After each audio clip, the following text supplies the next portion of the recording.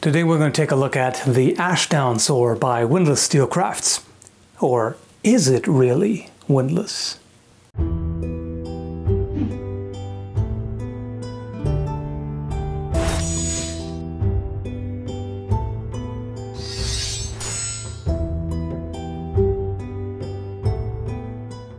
Alright, so obviously a Viking era sword.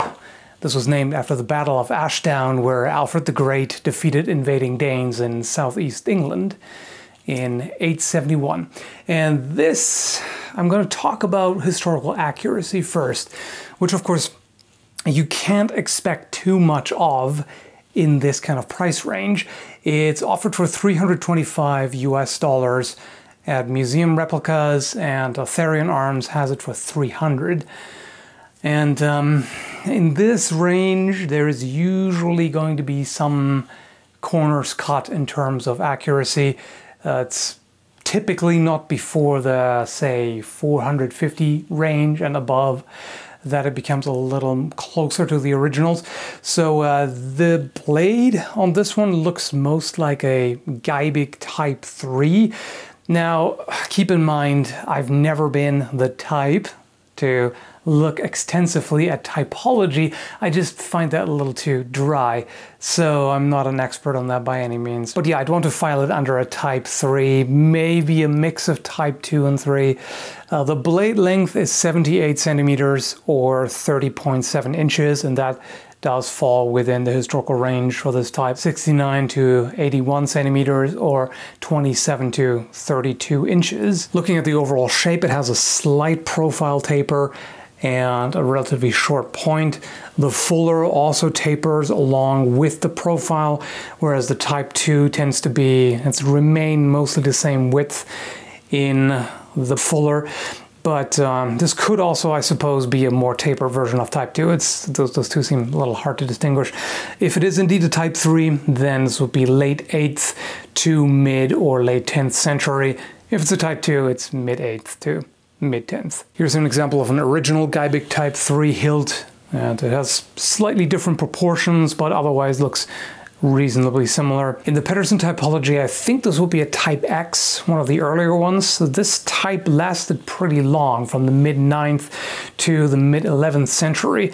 And toward the 10th and 11th century, the proportions changed a little. The guards became longer and the pommels smaller. So this would be more toward the earlier part of that range, which again fits 871. And here are several examples of historical finds of the Pedersen Type X, which again looks fairly similar to this. Now the grip on this is different. On the originals, the grip usually tapers toward the pommel, and you can see there are several where the wooden grip has been preserved.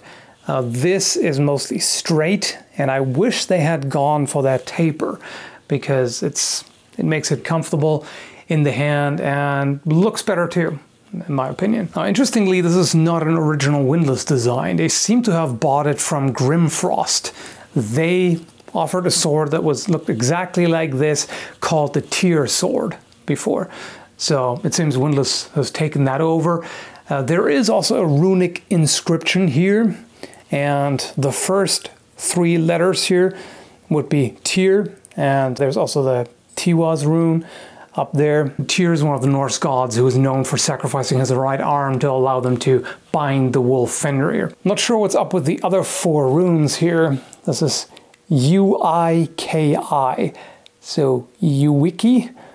Now, I'm assuming this is supposed to be a V, because V or W don't exist in the Futhark, so that would be Vicky?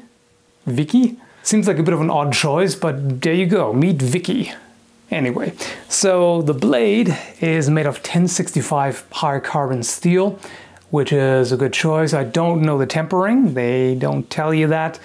The overall weight is 1.2 kilograms or 2.65 pounds. And it's got no distal taper, not at all. It's just flat, same thickness throughout, and as a result, it feels a little dead in the hand. Now, it's not overly heavy.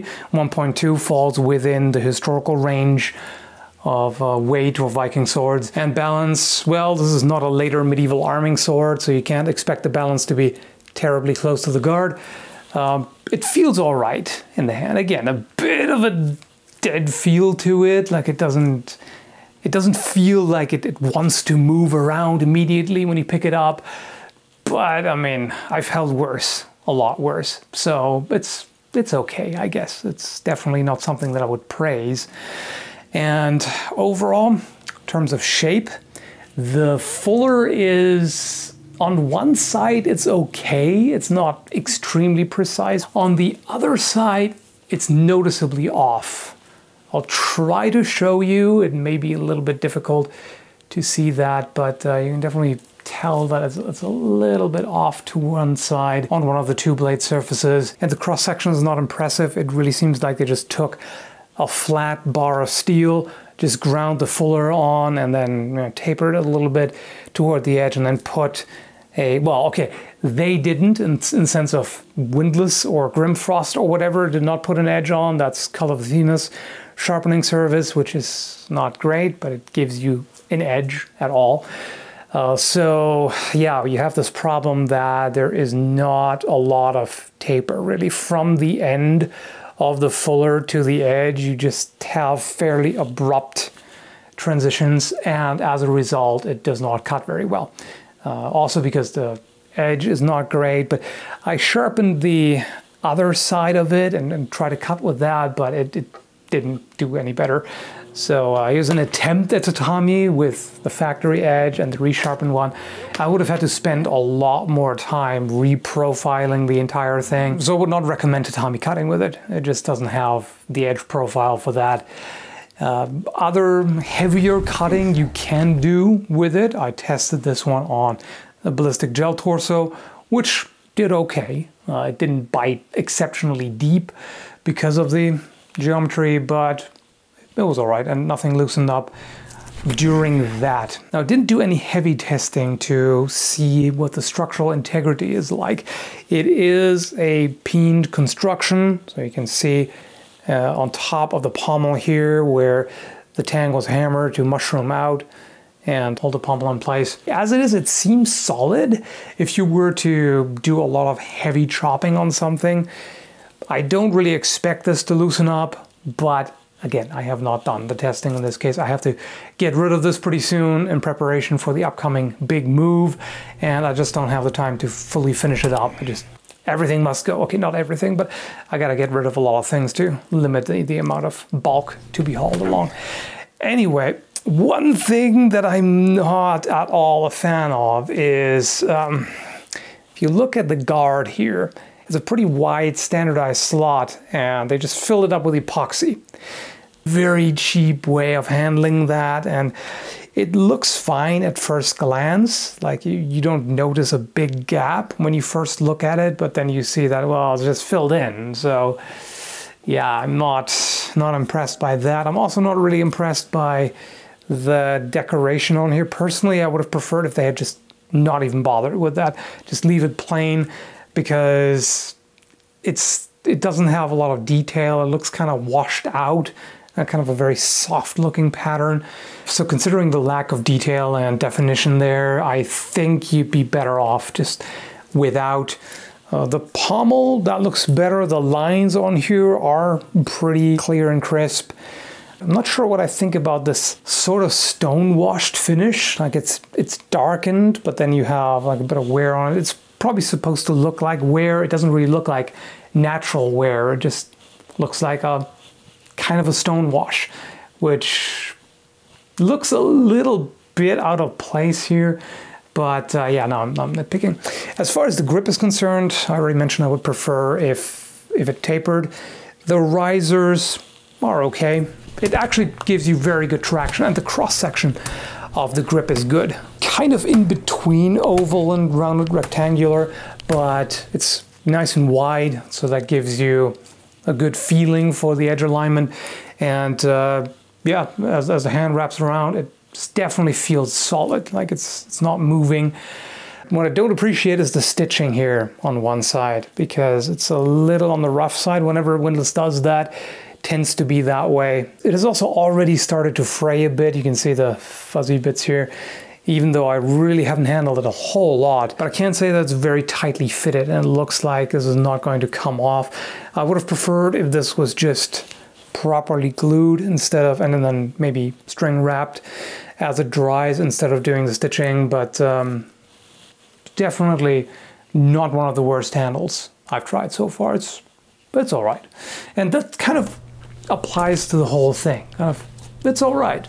You know, like I don't have massive deal-breaking complaints, but I have some. The thing is, even though I mentioned that it has a bit of a dead feel because of the lack of distal taper, it's not bad overall in terms of handling, especially when I compare it to other Viking swords in a similar price range. A lot of them just don't feel good at all and are too heavy, improperly balanced, etc.